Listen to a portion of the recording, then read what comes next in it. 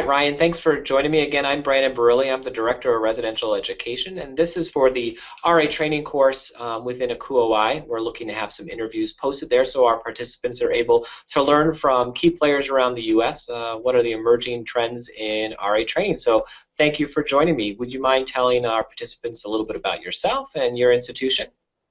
Sure. My name is Ryan Young, and I'm Assistant Director of Residence Education for the Southwest Residential First Year Experience area at UMass Amherst. In my role, I get to work with the Student Staff Training Program here at our university, which is a rather large undertaking. We have approximately 500 student staff in 2 different positions, in resident assistant positions and peer mentor positions. So we work not only planning with the RAs, but we also work with the peer mentors and do some combined training and individual training throughout our fall and our spring programs. Wow, okay. Well, talking about training for fall and spring, can you tell us a little bit of history about UMass? How has training changed and maybe incorporated new things over the past few years? Sure. We've had a couple of cycles of different pieces of training. Traditionally, we do bring our new student staff back a couple days early prior to our returners, like most institutions do. There were a couple years where we had a pre-employment course that allowed us to bring everyone in at the same time because those candidates had all then gone through a non-credit bearing but a pass-fail course specifically related to the position that they were doing. We are looking at potentially bringing that course back over the next couple of years, but for right now we are kind of keeping the traditional, having our RAs, our newest staff, come back a few days early and then our returners later, and then in the spring we actually only bring our new staff back 1 day early just due to the time of the break and how much time we have between when they can come back and when our halls open and we have students moving in. Okay, great. So with all those training opportunities, what are some creative approaches that you've implemented to really engage the paraprofessional staff? Sure. Well, a lot of what we have to do is it is very much a challenge to fit 500 people into any one space at our institution. There's only 2 locations on campus that can actually hold all of our student staff and our professional staff at one time.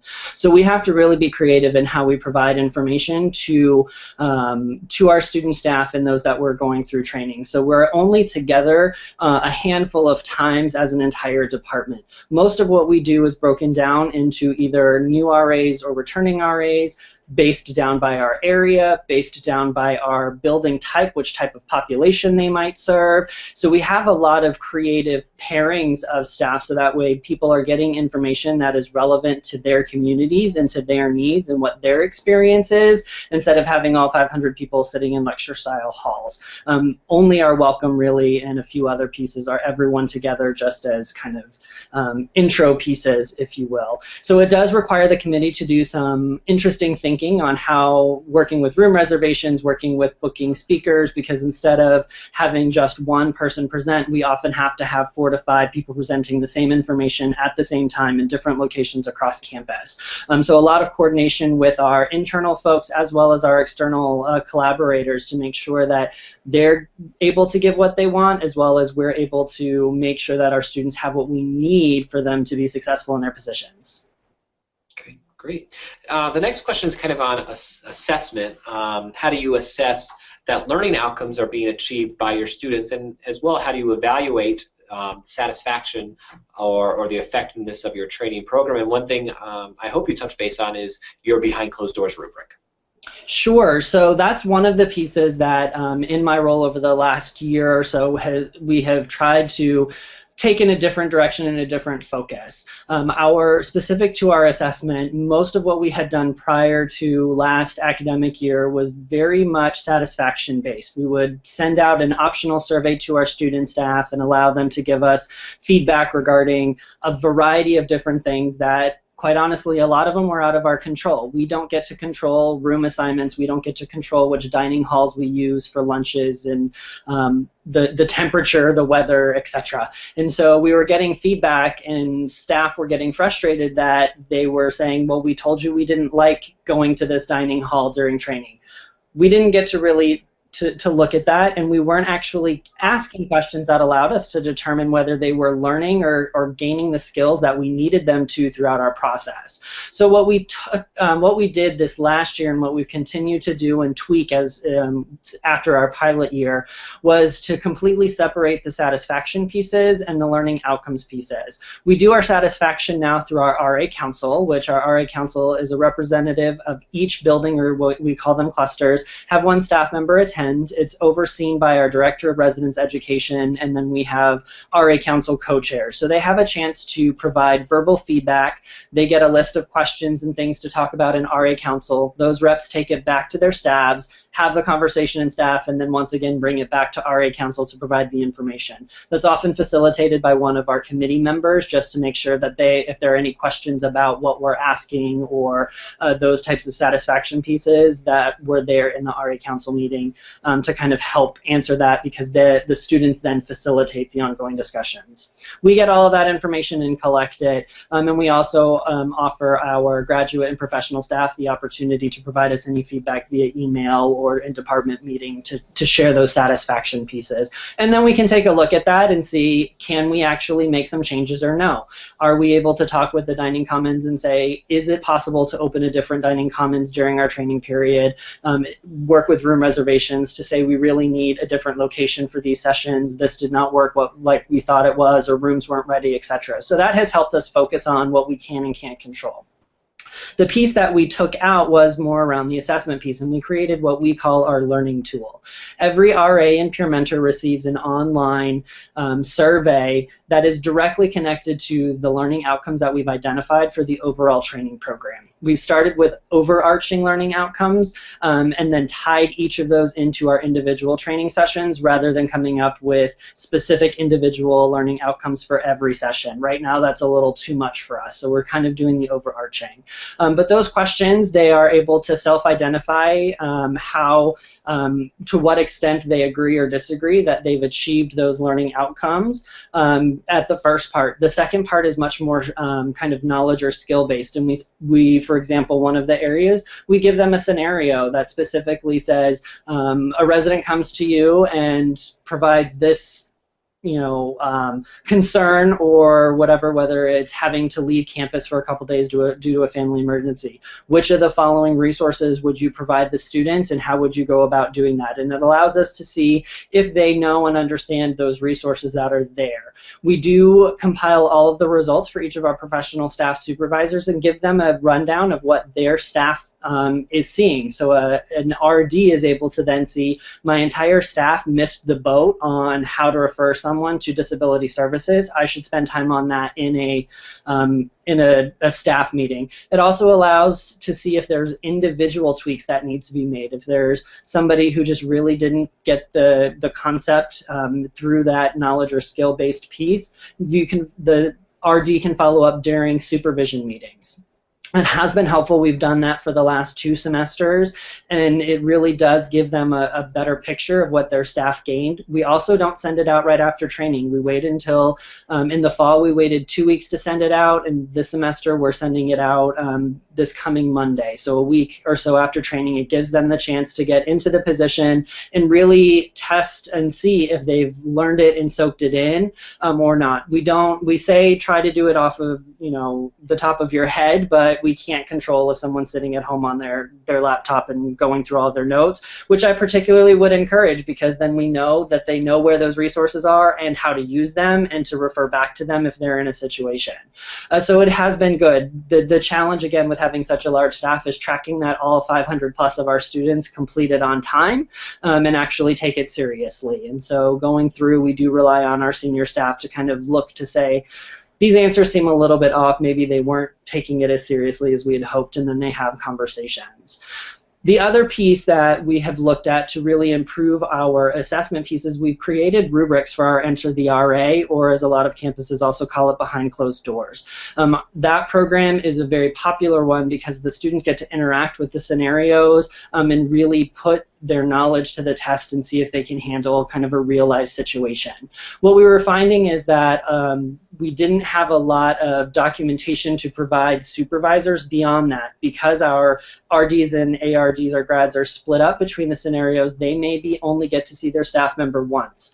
So what we did was created a written rubric form that allows whoever is facilitating that scenario to give a brief snapshot of whether or not the RA candidate or the new RA who is encountering that scenario did specific things for it. So if it were, for example, in our alcohol party, whether they announced themselves appropriately, whether they positioned themselves in the room correctly, whether they identified that the students were being documented, and what the process was from that point on in terms of notifying the residence director or UMPD or any other campus officials, etc. with that.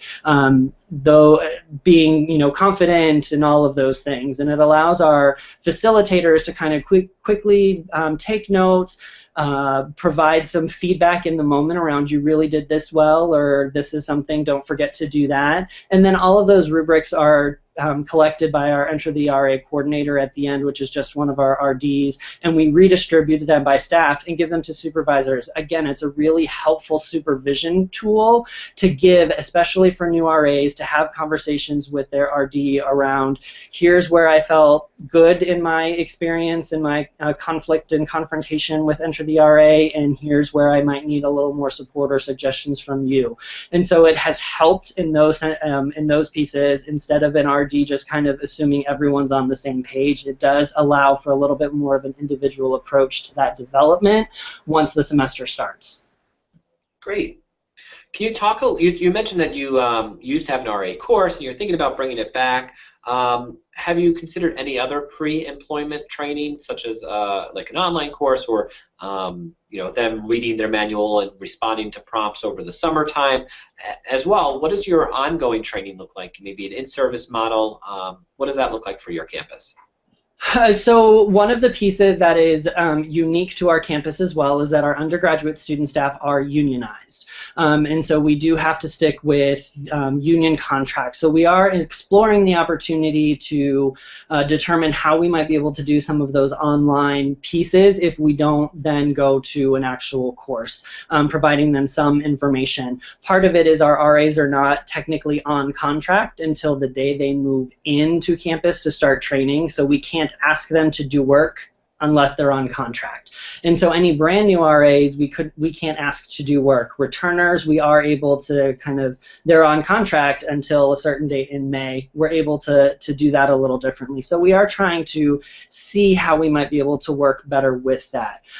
We've had a variety of different models of ongoing training in the past. Right now, our model really relies heavily on our residence directors to do that within staff. Again, because of our size, it is challenging to get everyone together, and our university doesn't have a consistent, we have students who are in class starting at 8 a.m. and then the latest class goes through until about 9:30, or if they're in a lab, 10 o'clock. So the only time that we would be able to really get everyone together to do in-service trainings or even provide multiple opportunities is late in the evening or on weekends, which makes it even more challenging. Apologize for that.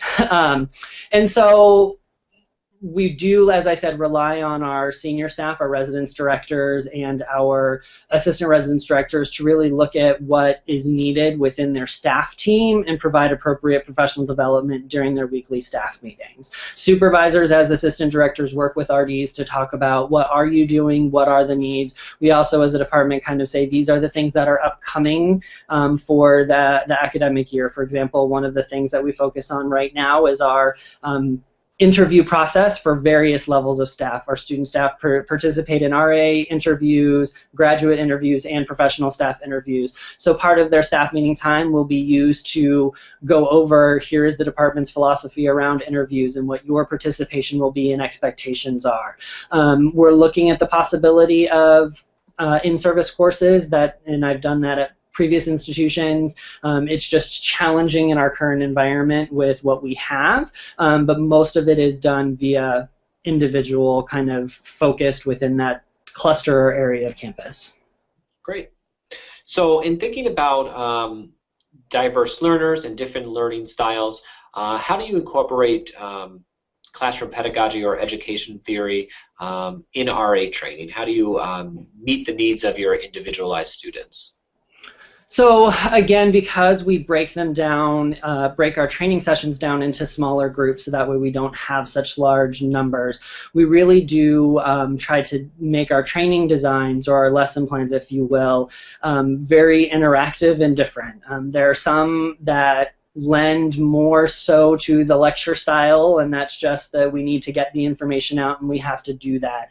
But when we can incorporate active engagement such as an enter the RA type of a scenario, kind of role plays, those types of things, providing different ways for the students to engage during the actual session, whether it's in small group discussions and reporting out, or kind of creating their own report, if you will, of whatever the information is and sharing to other, kind of doing the puzzle piece idea of this group is learning about one thing, another group is learning about the other, and they come back and teach. So we really try to vary what is happening within each of those sessions, so that way they are engaged in a bunch of different ways.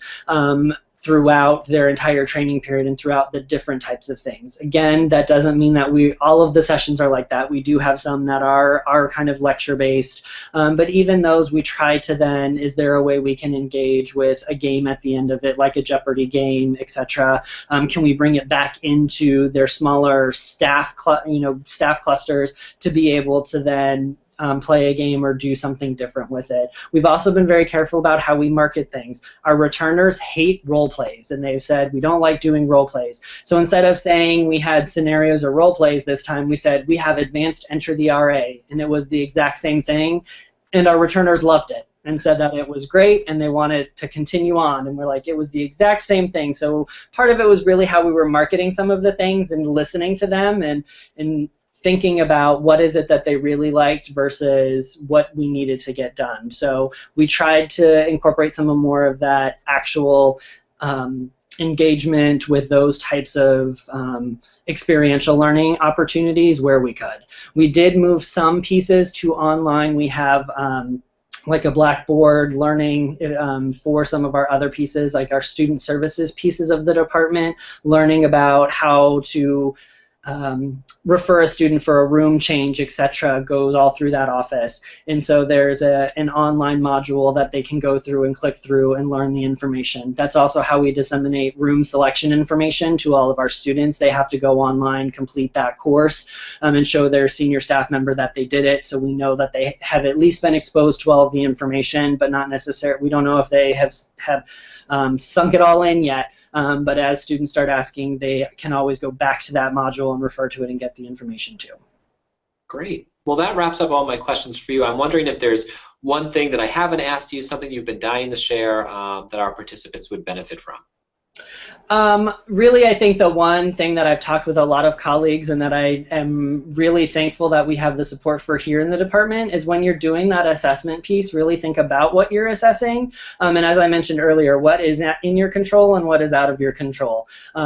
It was so freeing and liberating to take out all of the satisfaction questions around food because we had no control over it. And so the tone and the kind of reflection of what we got back from our student staff completely changed when they weren't able to provide us information that we couldn't do anything with.